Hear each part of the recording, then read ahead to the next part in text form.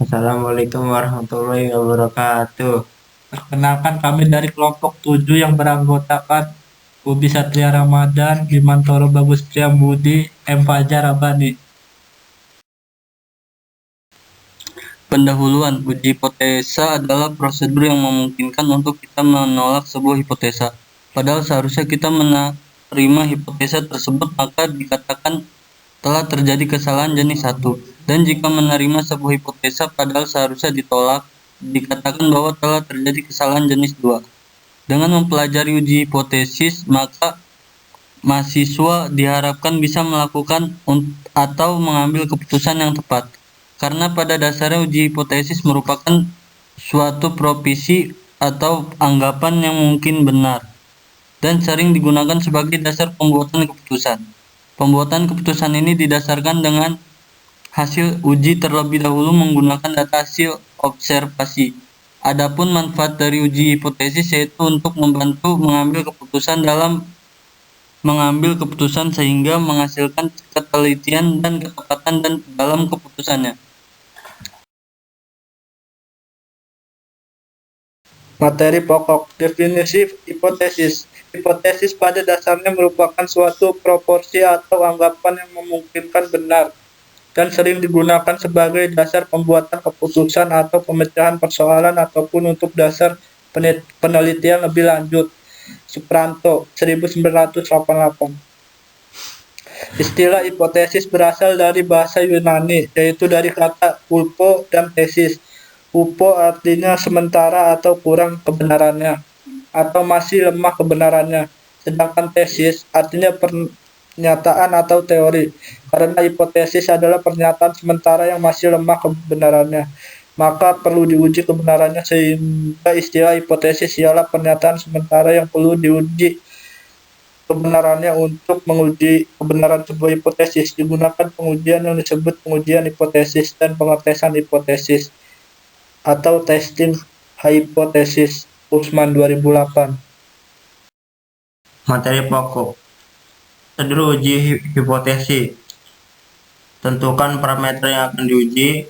2. Tentukan hipotesis 0. Yang ketiga, tentukan hipotesis alternatif. Yang keempat, tentukan A. Yang kelima, pilih statistik yang tepat. Yang keenam, tentukan daerah penolakan. Yang ketujuh, hitung statistik uji. Yang kedelapan, putuskan apakah hipotesis 0 ditolak atau tidak.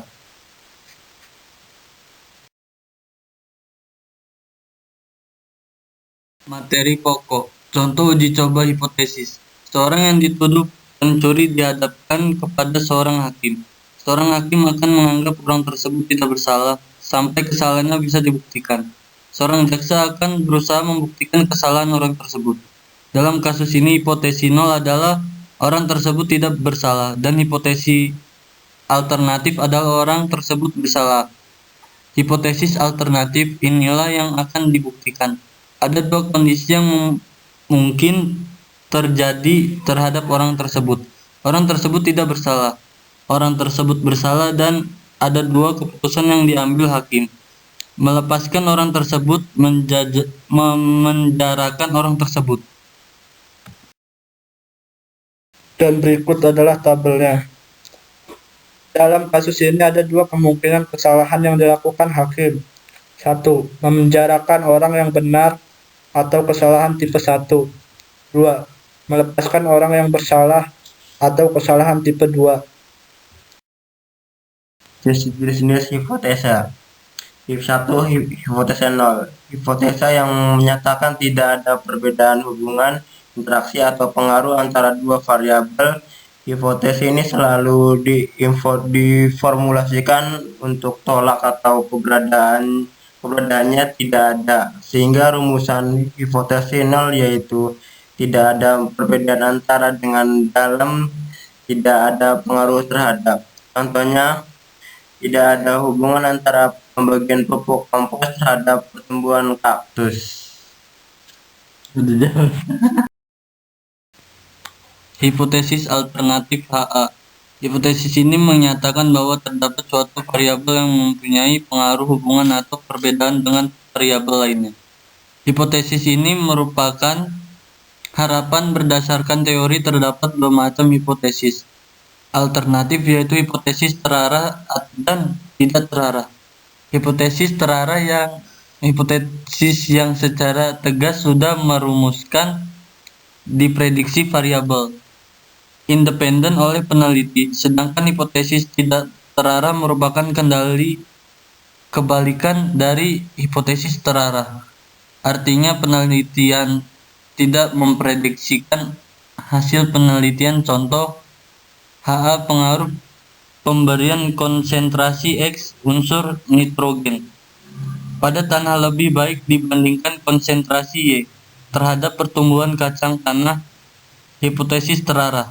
HA ada perbedaan pemberian konsentrasi X unsur nitrogen tanah dengan konsentrasi Y terhadap pertumbuhan kacang tanah. Hipotesis tidak terarah. Dalam penggunaannya, hipotesis nol dan hipotesis alternatif selalu berpasangan, sehingga dapat ditentukan dengan tegas mana variabel yang nantinya akan ditolak dan diterima. Berdasarkan hubungan tingkat eksplanasi yang akan diuji. 1. Hipotesis deskriptif merupakan hipotesis yang memiliki variabel mandiri, artinya tidak terdapat hubungan atau perbandingan. Dalam hipotesis deskriptif dikenal dengan uji satu pihak atau one tail dan dua pihak two tail. Uji satu pihak one tail memprediksi salah satu variabel lebih tinggi daripada variabel lain, sedangkan uji dua pihak two tail memprediksikan bahwa tidak ada variabel yang lebih tinggi dengan variabel lain. Berikut ini contoh dari hipotesis deskriptif. Contoh hipotesis uji satu pihak one tail. Bakteri X memiliki suhu pertumbuhan optimum tidak lebih dari 35 derajat Celcius. Maka rumusan hipotesisnya adalah AO U lebih kecil kurang 35 atau sama dengan H sama dengan besar 35 lebih besar. Contoh hipotesis uji dua pihak two tail.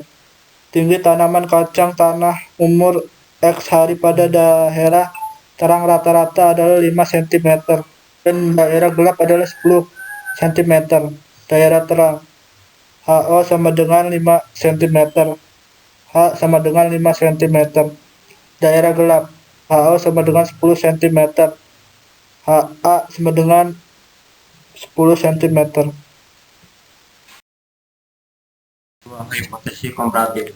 Hipotesis yang menunjukkan dugaan nilai dalam satu atau lebih variabel pada sampel yang berbeda. Contoh rumusan masalah dan hipotesisnya, apakah terdapat perbedaan rata-rata berat badan ayam broiler yang diberi pakan X dan Y.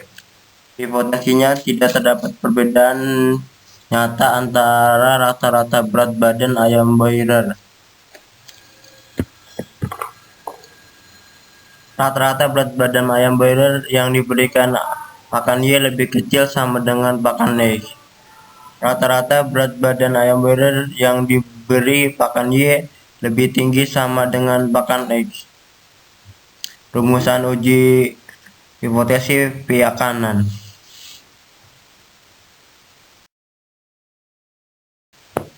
Hipotesis asosiatif. Hipotesis ini menunjukkan hubungan antara dua variabel atau lebih. Contohnya, adakah hubungan antara panjang dan berat biji nangka? Hipotesis ini dapat dibentuk seperti di bawah ini. HOP sama dengan 0 tidak ada hubungannya. HOP 0 tidak sama dengan 0 mungkin lebih atau kurang menunjukkan suatu hubungan. Berdasarkan keluasan variabel yang diuji. 1. Hipotesis mayor. Hipotesis mayor adalah hipotesis ini mencakup seluruh variabel yang saling berkaitan atau hubungan yang kompleks. Contohnya, ada pengaruh antara faktor abiotik atau biotik terhadap penyebaran hewan di benua Australia. 2. Hipotesis minor. Hipotesis minor adalah hipotesis yang berupa bagian atau perincian dari hipotesis mayor yang menyatakan hubungan dengan keseragaman. Contohnya, jika mencari pengaruh faktor-faktor abiotik atau biotik terhadap penyebaran hewan di benua Australia, maka hipotesisnya bisa dijabarkan sebagai berikut. Ada hubungan ketersediaan maka dengan ciri khas fauna Australia dan penyebarannya. Ada hubungan kondisi topografi dengan penyebaran hewan di benua Australia. Studi kasus. Seorang pemilik toko yang menjual dua macam lampu merek A dan B berpendapat bahwa tidak ada perbedaan di dalam rata-rata lamanya menyala dari kedua merek tersebut, dengan alternatif dan perbedaan tak sama. Untuk maksud pengujian, dinyalakan 100 buah lampu dan 5 buah bola lampu merek A dan B. Mereka mampu menyala rata-rata 952 jam, sedangkan merek B 987 jam, masing-masing dengan simpangan buku 85 jam dan 92 jam. A sama dengan 5%. Ujian pendapat tersebut penyelesaian. Diketahui NA sama dengan 100, NB sama dengan 50, bagi SE sama dengan 952, SB sama dengan 997, SA 85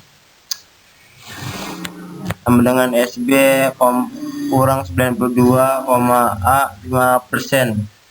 A. Formula hipotensi. M 7000 H, M 7000 B taraf nyata dengan nilai Z tabira 15%, ZA 2,1,96. Cek kriterial pengujian HO. U sama dengan UO kalau CO lebih kecil ZA per 2 atau ZO lebih kecil ZA per 2. HO ditolak H. U plus UO. X adalah rata-rata sampel pertama, X adalah rata-rata sampel kedua, S adalah varian sampel pertama, S adalah varian sampel kedua. Ini adalah jumlah sampel pertama, N adalah sampel kedua, Z kurang 2,26 lebih kecil 1,96, maka tolak HO. Kesimpulan, rata-rata lama menyala dari dua lampu yang berbeda tersebut tidak sama. Kesimpulan, uji hipotesa adalah prosedur yang memungkinkan untuk menentukan apakah menerima atau menolak hipotesa. Apabila kita menolak sebuah hipotesa padahal seharusnya kita menerima hipotesa tersebut, maka dikatakan telah terjadi kesalahan jenis 1. Dan jika menerima sebuah hipotesa padahal seharusnya ditolak, dikatakan bahwa telah terjadi kesalahan jenis 2. Adapun manfaat dari uji hipotesa yaitu untuk membantu mengambil keputusan dalam mengambil keputusan. Sekian dari kelompok kami. Assalamualaikum warahmatullahi wabarakatuh.